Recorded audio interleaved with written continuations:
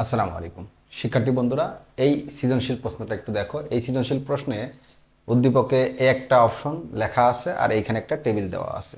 এর গ নং প্রশ্নে বলা আছে ছাত্রদের এইচটিএমএল কোড কিরূপ হবে তা দেখাও। তো ছাত্রদের এইচটিএমএল কোড কোনটা? এইখানে হলো, খেয়াল করে দেখো, মিস্টার জেড ক্লাসে এইচটিএমএল প্রোগ্রামিং দেখাচ্ছিলেন। তিনি একটি ওয়েব পেজ সি ড্রাইভে পিকচার ফোল্ডারের মধ্যে রাখা লোগো ডট জেপিজি নামক একটি ইমেজ যুক্ত করলেন ওয়েব পেজে আর কি, যার সাইজ 500x300 পিক্সেল।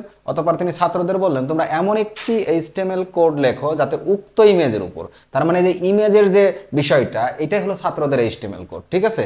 উক্ত ইমেজের উপর ক্লিক করলে এই যে একটা ওয়েবসাইটের অ্যাড্রেস দেওয়া আছে, এই ওয়েবসাইটটি প্রদর্শন করা যায় বা ওপেন করা যায়, ঠিক আছে। তারপর তিনি নিচের টেবিলটি তৈরির এইচটিএমএল কোড লিখলেন। তার মানে ছাত্রদের এইচটিএমএল কোড এই যে উপরে যে বর্ণনা দেওয়া আছে, এই বর্ণনাটা। তো আমরা এইখানে গ নং প্রশ্নের উত্তর যদি করি,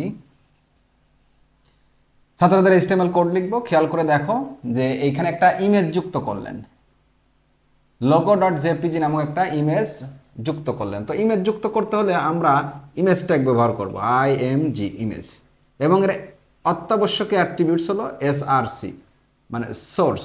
এটা লাগবে, এটা ছাড়া ইমেজ যুক্ত হয় না, ঠিক আছে। তো ইমেজের নাম কি দেওয়া আছে, মানে ইমেজের ইউআরএল লোগো ডট জেপিজি। তো আমরা এখানে দিয়ে দেব লোগো ডট জেপিজি। একটা ইমেজ যুক্ত করতে গেলে এতটুকু হয়ে যায়, সব সময় মনে রাখবা, ইমেজ যুক্ত করতে গেলে এতটুকু শেষ, ইমেজ যুক্ত হয়ে যাবে। এখন এইখানে কিন্তু ইমেজের একটা সাইজ দেওয়া আছে 500x300 পিক্সেল। এই সাইজটা দেওয়ার কারণে আমাদের আরও দুটি অ্যাট্রিবিউটস ব্যবহার করতে হবে, একটা হলো ওয়াইড আর একটা হলো হাইট। এই যে সাইজ দেওয়া থাকে, মনে রাখবা প্রথমটা হলো ওয়াইড, দ্বিতীয়টা হলো হাইট। তো এই দুটো অ্যাট্রিবিউটস ব্যবহার করতে হবে, তাই আমি এটা দিতে পারতেছি না। এখন এইখানে তাহলে আমি দুটো অ্যাট্রিবিউটস বসাবো। প্রথম হাইট বসাচ্ছি। হাইট কত মনে রাখবা, হাইট হলো দ্বিতীয়টা, হাইট হলো দ্বিতীয়টা, ভালো করে খেয়াল রাখবা, হাইট হলো দ্বিতীয়টা আর ওয়াইট হলো প্রথমটা, ওয়াইট হলো 500। তাহলে ইমেজের হাইট দিলাম, ওয়াইট দিলাম। এইখানে দেখো হাইট আগে লিখছি, ওয়াইট পরে লিখছি।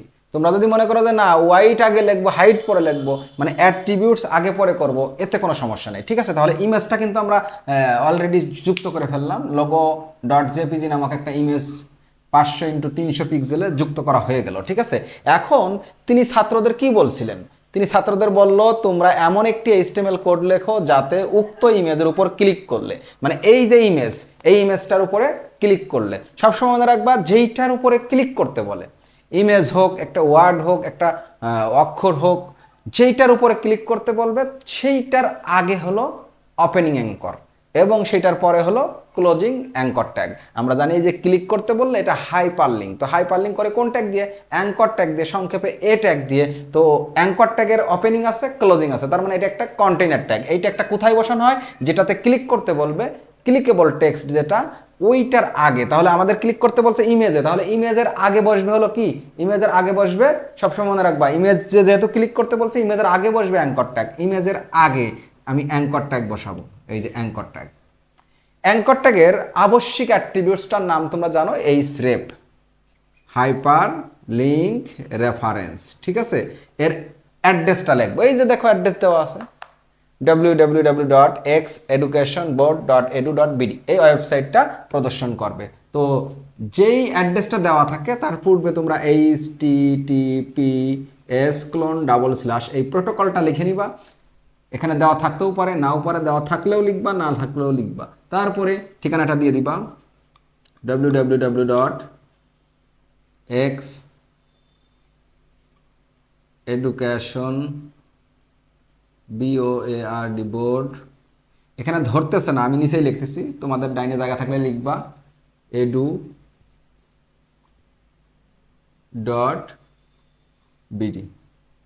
ঠিক আছে। এই এই ঠিকানাটা কিন্তু পুরো এক লাইনে লেখার চেষ্টা করবো, তাহলে ভালো হবে। আমার জায়গা স্বল্পতার কারণে আমি নিচের লাইনে লিখছি, ঠিক আছে। তো এই ওয়েবসাইটটি প্রদর্শন করা যায়, তার মানে আমরা কিন্তু ওপেনিং অ্যাঙ্কর দিয়ে দিলাম। এখন আমাদের ক্লোজিং অ্যাঙ্কর দিতে হবে, ইমেজের পরে দিবা ক্লোজিং অ্যাঙ্কর। তাহলে দেখো ইমেজের আগে হলো ওপেনিং অ্যাঙ্কর, ইমেজের পরে হলো ক্লোজিং অ্যাঙ্কর, আর ওপেনিং অ্যাঙ্কর এবং ক্লোজিং অ্যাঙ্করের মাঝে যেটা থাকে ওইটাতে ক্লিক করতে হয়। তো আমাদের এখানে স্পষ্ট বলা আছে উক্ত ইমেজের উপর ক্লিক করলে, তার মানে এই ইমেজের উপর ক্লিক করলে এই এই অ্যাড্রেসে চলে যাবে। ঠিক আছে, আমরা HTML কোডটা লিখতে পারলাম। আর যে কোডটুকু লিখলাম এটা সবসময় আমরা বেসিক গঠন ঠিকঠাক মতো লিখে ওই যে ওপেনিং বডি এবং ক্লোজিং বডির মাঝখানে এটা আমরা লিখে দিব। ঠিক আছে, তাহলে এইটুকু মাত্র আমাদের গ নং প্রশ্নের উত্তর ছিল। একেবারেই সহজ, একেবারেই সহজ। তারপরে এইখানে আরেকটু খেয়াল করো, কোডটা কিরূপ হবে তা দেখাও এবং কোডটিতে ব্যবহৃত অ্যাট্রিবিউট সহ ব্যাখ্যা করো। কোডটিতে ব্যবহৃত অ্যাট্রিবিউট, কোডটিতে কি কি অ্যাট্রিবিউট ব্যবহার করছি, অ্যাট্রিবিউট সমূহের ব্যাখ্যা এখানে সুন্দর করে লিখবা যে অ্যাট্রিবিউট সমূহের ব্যাখ্যা, অ্যাট্রিবিউট সমূহের ব্যাখ্যা। খেয়াল করতো কোন কোন অ্যাট্রিবিউট ব্যবহার করা হয়েছে, দেখো খেয়াল করে এই সিরিয়াপ অ্যাট্রিবিউট ব্যবহার করা হয়েছে। 1 নম্বর এই সিরিয়াপ অ্যাট্রিবিউট ব্যবহার করা হয়েছে, এটার ব্যাখ্যা দিবা। এটার ব্যাখ্যা কি দিবা যে এই সিরেপ যার ফুল মিনিং হলো হাইপার লিঙ্ক রেফারেন্স, এটা অ্যাঙ্করটাকে মানে লিঙ্ক তৈরি করার কাজে অ্যাঙ্করটাকে ব্যবহৃত হয় এবং এই সিরেপ এর ভ্যালু হলো যেই অ্যাড্রেসে যাওয়া হয়, লিঙ্ক করে অন্য যে অ্যাড্রেসে যাওয়া হয় সেই অ্যাড্রেসটা এখানে দেওয়া হয়। ঠিক আছে, আর এটা একটা আবশ্যিক অ্যাট্রিবিউটস, এটা ছাড়া হাইপার লিঙ্ক সম্ভব না। তারপরে 2 নম্বর আর কি অ্যাট্রিবিউটস আছে খেয়াল করো, এসআরসি। এসআরসি যার ফুল মিনিং হলো সোর্স, ছবির উৎস নির্ধারণ করে, অর্থাৎ ছবিটা কোথা থেকে আসতেছে। এই এসআরসির ভ্যালু হলো ইউআরএল বসে, কিসের ইউআরএল, ছবির ইউআরএল। ঠিক আছে, এইটা হলো ইমেজ ট্যাগের আবশ্যিক অ্যাট্রিবিউটস। ইমেজ ওয়েব পেজে প্রদর্শন করতে হলে এই অ্যাট্রিবিউটসটা লাগবেই, আবশ্যিক। তারপরে আরও অ্যাট্রিবিউটস খুঁজো, দেখো এখানে হাইট আছে, কি আছে 3 নম্বর HEIGHT হাইট। হাইট অ্যাট্রিবিউটসের কাজ কি, সুন্দর করে লিখবা যে হাইট অ্যাট্রিবিউটস এটা হলো ইমেজের দৈর্ঘ্য নির্ধারণ করে, ইমেজের উচ্চতা বলতে পারো দৈর্ঘ্য নির্ধারণ করে। ঠিক আছে, সুন্দর করে লিখে দিবা। 4 নম্বর হাইট অ্যাট্রিবিউটসের মান সবসময় পিক্সেল হয়, লিখতে পারো হাইট অ্যাট্রিবিউটসের ভ্যালু কি হয়, পিক্সেল হয়, যেমন এখানে 300 পিক্সেল। ঠিক আছে, 4 নম্বরে আছে কি ওয়াইড, WIDTHY। ওয়াইড অ্যাট্রিবিউটসের কাজ কি, ছবির প্রস্থ নির্ধারণ করে, ছবির প্রস্থ নির্ধারণ করে, এইটার ভ্যালুও পিক্সেল হয়ে থাকে। এই যে এই 4টা অ্যাট্রিবিউটস এখানে ব্যবহার করা হয়েছে, অ্যাট্রিবিউটসগুলোর ছোট্ট একটু বর্ণনা দিয়ে দিতে হবে। ঠিক আছে, তাহলে এই কোডটুকু লিখতে হবে, অ্যাট্রিবিউটসগুলোর ছোট্ট একটু বর্ণনা দিতে হবে, তাহলে গ নং প্রশ্নের উত্তরটা হয়ে যাবে। ঠিক আছে, গ নং প্রশ্ন করার পরে এখন আমরা ঘ নং, টেবিলটির রোকে কলাম এবং কলামকে রোতে পরিণত করে, এটা মোস্ট ইম্পর্টেন্ট। এই যে টেবিলটা দেখতেছো, রোকে কলাম এবং কলামকে রোতে পরিণত করা, এটা একটু কষ্টসাধ্য, স্টুডেন্টরা অনেক সময় ভুল করে এবং এই প্রশ্নটা অনেক ইম্পর্টেন্ট। ঠিক আছে, এই প্রশ্নটা পরীক্ষায় পড়তে পারে। এখন দেখো আমরা এই ঘ নংটা করবো, আমি এটা মুছে দিচ্ছি।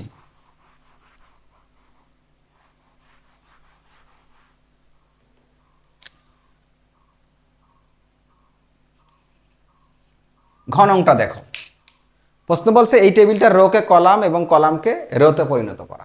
তো যত বড় টেবিল দেওয়া থাকুক, এই টেবিলটা একটু বড় দেখা যাচ্ছে, যত বড়ই টেবিল দেওয়া থাকুক না কেন, সেই টেবিলটার রোকে কলাম এবং কলামকে রোতে পরিণত করতে হলে তোমার প্রথম কাজ থাকবে, তুমি খেয়াল করে দেখবে এই টেবিলে কয়টা রো আছে। খেয়াল করো, 1টা 2টা 3টা 4টা 5টা রো।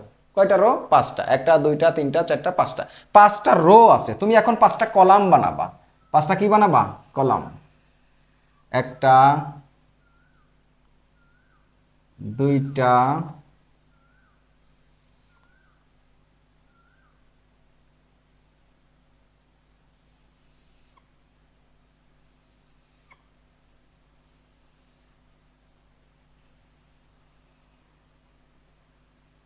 1টা 2টা 3টা 4টা 5টা, 5টা কলাম।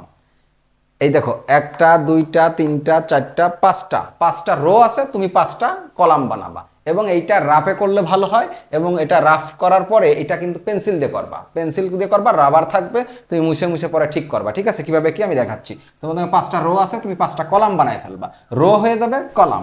এখন দেখবা কয়টা কলাম আছে, 1টা 2টা 3টা 4টা কলাম। খেয়াল করে এগুলো হলো কলাম, 1টা 2টা, এই যে এইটার কারণে 2টা 3টা 4টা কলাম। 4টা কলাম, তার মানে এখন তুমি 4টা রো বানাবা। 4টা রো, 4টা কলাম আছে বিধায় তুমি কি বানাবা, 4টা রো। 1টা 2টা 3টা 4টা রো বানাবো।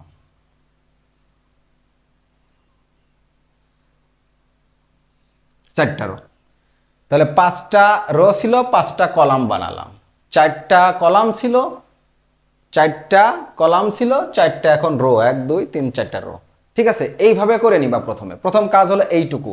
এখন তোমার এই যে ঘরগুলো দেখো বড় করা হয়েছে, মার্চ করা হয়েছে, এটা একটু ঠিক করবা। দেখো এটা হলো প্রথম, আমি তীর চিহ্ন দিয়ে দিচ্ছি, এটা হলো প্রথম লাইন, প্রথম রো, স্টুডেন্ট নেম এবং আতিফা ফাহমিদা, এই যে লেখাটা দুইটা বক্স এইখানে, এটা হলো প্রথম লাইন। প্রথম রো হয়ে যাবে প্রথম কলাম, এই প্রথম রোটা দেখতেছো, এটা হয়ে যাবে প্রথম কলাম। তো প্রথম রো এই যে প্রথম কলাম হয়ে যাবে, অর্থাৎ আমি এখানে একটা তীর চিহ্ন দিয়ে দিচ্ছি, এইখানে একটা তীর চিহ্ন দিচ্ছি। দেখো এটা ছিল রো, এটা এখন হয়ে যাবে কলাম। তো প্রথমটার নাম কি ছিল? Student name. আমরা এই যে এখানে সুন্দর করে লিখবো স্টুডেন্ট নেম, স্টুডেন্ট নেম। দেখো তুমি যদি একটু জায়গা বেশি নাও তাহলে এই নামটা ধরবে, আমার এখানে ধরতেছিল না, তাই আমি দ্বিতীয় লাইনে রেখেছি। তুমি কিন্তু খাতায় একেবারে বাম থেকে ডানে সুন্দর করে নিবা, জায়গায় হয়ে যাবে। ঠিক আছে, আমার এটা ছোট বোর্ড, এরপরে যেও আবার একেবারে কম স্পেস এটা করতেছি, যার কারণে এটা ধরে নাই। তুমি এটা একটু চাওড়া করে নিবা। তো স্টুডেন্ট নেম, তারপরে খেয়াল করে দেখো এই ঘর, এই ঘরটা করছি, এই সেলটা করছি। এখন এই সেল আতিফা ফাহমিদা, এই সেলের ঘটনাটা কি দেখো। এই সেলে এই দেখো একটা দাগ, এই যে একটা দাগ, তার মানে এই দাগটা যদি আমি উঠাই দিতাম তাহলে এখানে একটা ঘর হতো, এই দাগটা উঠাই দিলে এখানে একটা ঘর হতো, এখানে একটা ঘর হতো, তার মানে 3টা ঘর বা 3টা সেল হতো। তার মানে 3টা সেল হতো। এবং কিরকম হইতো, এখানে যেই লাইনটা, এই লাইনটা মুছে দেওয়া, এটা হলো কল স্পান। এটা কি? কল স্পান, কারণ কলামের দাগ মুছে দেওয়া। কলামের দাগ যদি মুছে দেওয়া থাকে তাহলে সেটাকে কল স্পান বলা হয়। তাহলে এটা হলো কল স্পান, এটা call span. Atifa Fahmida call span আছে 1 2 3, এ দেখো এই দাগগুলো উঠাই দাও, তাহলে 1 2 3, 3টা কল স্পান 3, 3টা সেল হওয়ার কথা ছিল। তো কল স্পান 3, তুমি এখন রো স্পান 3 করবা। আছে কল স্পান 3, তুমি বানাবা কি? Row span 3। এখানে লিখে দিবা আতিফা ফাহমিদা। আমি একটু অন্যভাবে লিখতেছি, যে এইভাবে আতিফা ফাহমিদা। ঠিক আছে, আতিফা ফাহমিদা লিখে দিবা। এটা আমাদের প্রথম লাইন। দেখো স্টুডেন্ট নেম এবং আতিফা ফাহমিদা, স্টুডেন্ট নেম এবং আতিফা ফাহমিদা, প্রথম লাইন শেষ। এখন তুমি দ্বিতীয় লাইন করবা। এই যে দ্বিতীয় লাইন, ভালো করে দেখো, দ্বিতীয় লাইন, এই যে এইটা, এটা হলো দ্বিতীয় লাইন। তোমার এইখানে থাকবে দ্বিতীয় লাইন, এই যে দেখো দ্বিতীয় লাইন। দ্বিতীয় লাইনে কি আছে? কম্পালসারি এবং বাংলা। তো খেয়াল করো, এই দ্বিতীয় লাইনে প্রথম এলে এই ঘরটা, ভালো করে খেয়াল করো, এই ঘরটা। তো এই ঘরটা যখন করতে যায়, দেখো এই ঘরটা, এখানে একটা দাগ হওয়ার কথা ছিল, এখানে একটা দাগ হওয়ার কথা ছিল, সব মিলে এটা হলো রো স্পানের দাগ, মানে রোর দাগ, রো তৈরি করার দাগ। এই দাগটা নাই, এই দাগটা নাই, তার মানে রো তৈরি করার দাগ কয়টা মুছে দেওয়া? 2টা। এখানে একটা দিলে একটা ঘর, 2টা ঘর, 3টা ঘর হইতো। তার মানে এখানে 3টা সেল একত্রিত করা হয়েছে। এই সেল 3টা কিসের? রো এর দাগ মুছে দিও। এই দেখো একটা রোদ দাগ, এই দেখো একটা রোদ দাগ, এই 2টা দাগ দেওয়ার পরে হয়ে যেত হলো রো স্পান 3, মানে এটা 3টা রো হইতো, তার মানে রো স্পান 3। এটা আছে রো স্পান 3, এই টেক্সটটা রো স্পান 3-তে আছে। এই টেক্সটটা লেখার সময় আমি কল স্পান 3 করব। দেখো এটা রো স্পান 3 আছে। আবার বলতেছি, এই ঘরটা লিখতেছে, দেখলাম ঘরটা বড়, আর এটা রো স্পান 3 আছে। রো স্পান থাকলে আমি করে ফেলবো কল স্পান। দেখো সুন্দর করে কল স্পান 1 2 3, 3টা কলাম ভেঙে ফেলছি।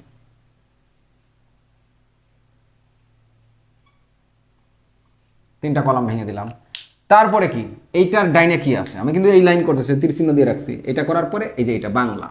তো বাংলাটা কি? বাংলাটা খেয়াল করো, এই যে কি আছে বাংলাটাতে? কল স্পান, কারণ এই দাগ উঠে দিলে 3টা কলাম, তাহলে কল স্পান। এখানে কল স্পান হয়ে যাবে হলো রো স্পান। কল স্পান থাকলে এদিকে রো স্পান, তাহলে এখানে হবে বাংলা, বাংলা।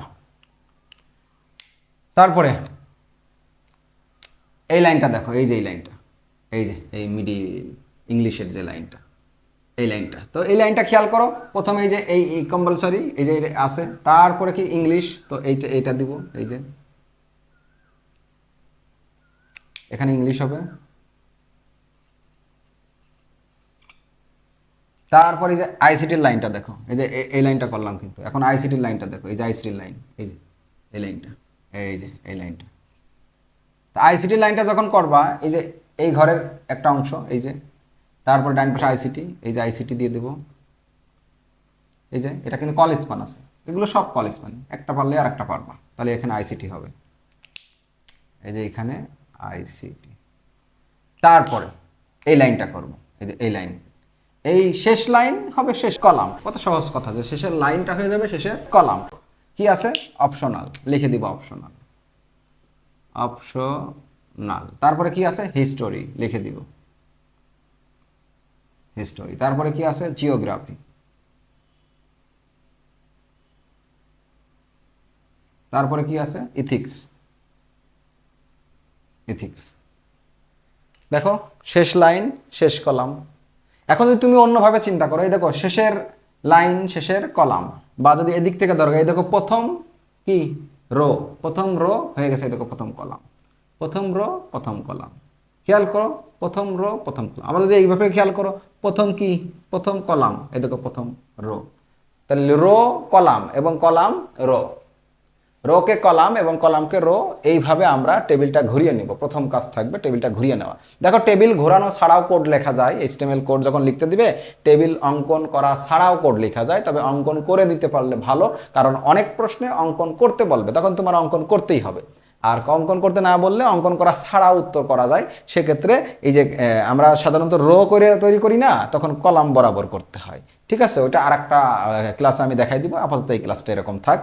তো এখন এইটার HTML কোড লিখতে হবে, এই ঘুরিয়ে কলাম রো ঘুরিয়ে এভাবে তৈরি করার পরে এখন এইটা দেখে দেখে HTML কোড লিখতে হবে। কোড লিখলেই উত্তর হয়ে যাবে। তো আমি পুরাটা মুছে দিচ্ছি, কারণ আমার এখানে আর কোনো কাজ নাই। পুরাটা মুছে দিয়ে আমি কোডটা লিখে দিই। ঠিক আছে, কোড এটা দেখে দেখে কোডটা লিখে দিই।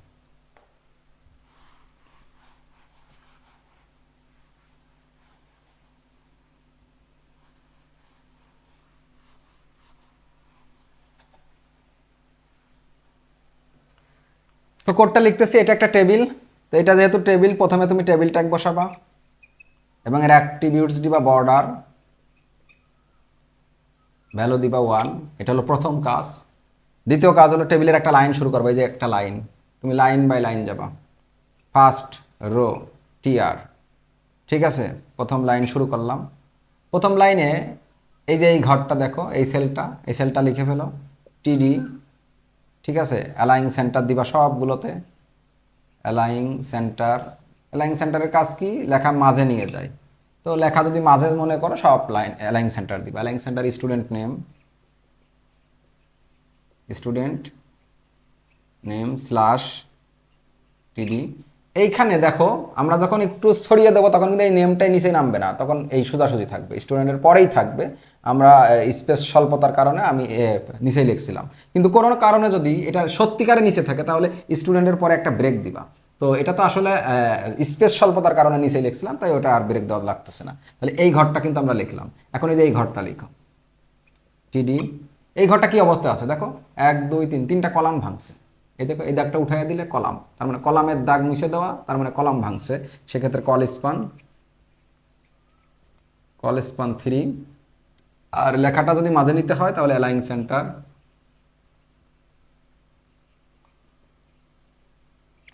এরপরে ঘরের ভিতর যে লেখাটা আছে দিয়ে দিবা, তারপরে ক্লোজিং টিডি দিয়ে দিবা। এটা করলাম। এটা করার পরে দেখো এই লাইনে আছে, কিন্তু এখন এই যে এটা অপশনাল টিডি অ্যালাইং অ্যাট্রিবিউটস ব্যবহার করতেছি, অ্যালাইং সেন্টার অপশনাল স্ল্যাশ টিডি। এটা লিখলাম, এটা লিখলাম, এটা লিখছি। তার মানে এই প্রথম লাইনে আর কোনো সেল নাই, সবগুলি শেষ। তার মানে প্রথম লাইনটা ক্লোজ করবা, স্ল্যাশ টিআর, প্রথম লাইনটা ক্লোজ। প্রথম লাইন দেখো লেখা শেষ।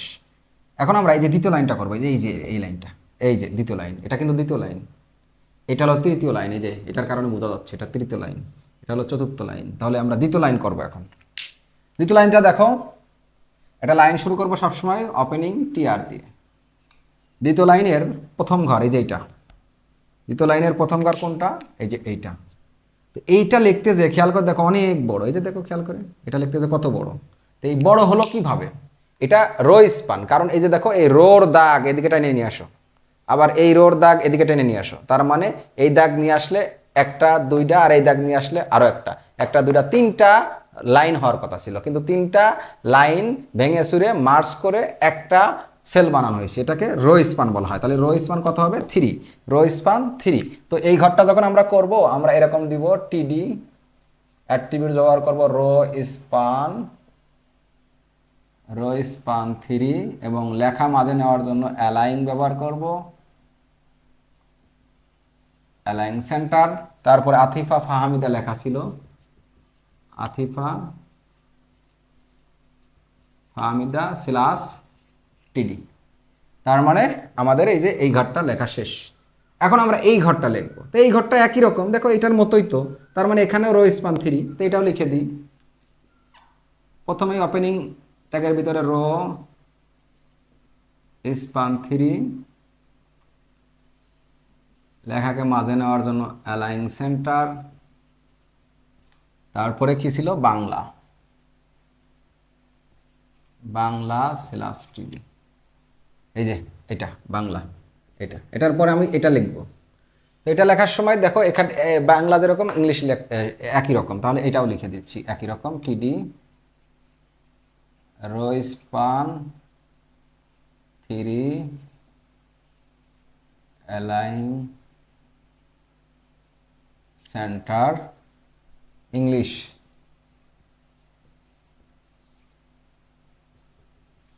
Slash TD. তারপরটা দেখো আইসিটি একই রকম, টিডি রো স্পান 3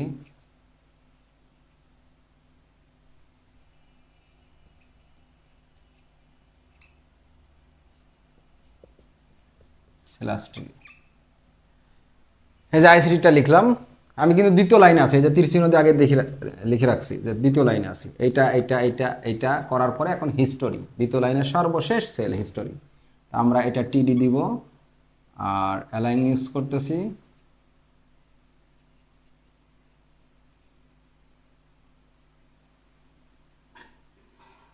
তারপর এখানে হিস্টোরি স্ল্যাশ টিডি।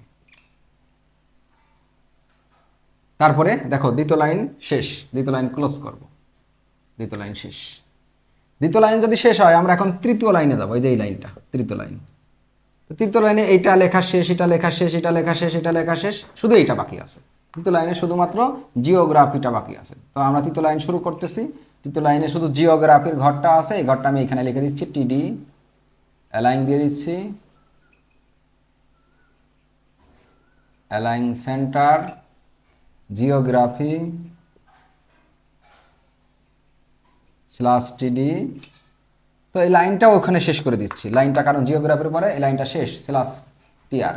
এই যে লাইনটা কিন্তু শেষ, এই লাইনে একটাই ঘর ছিল, তাহলে লাইন শুরু লাইন শেষ, লাইনের ভিতরে একটা ঘর, ঠিক আছে।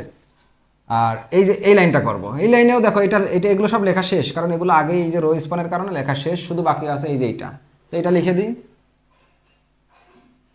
টিআর, একটা লাইন শুরু করলাম, এই যে এটা এই লাইনটা, আর টিডি দিয়ে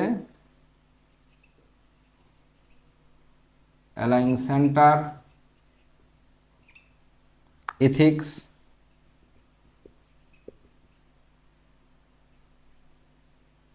স্ল্যাশ টিডি স্ল্যাশ টিআর। এই লাইনটাও শেষ। যখন এই লাইনটাও শেষ তখন পুরো টেবিলটা শেষ, তখন টেবিলটা শেষ।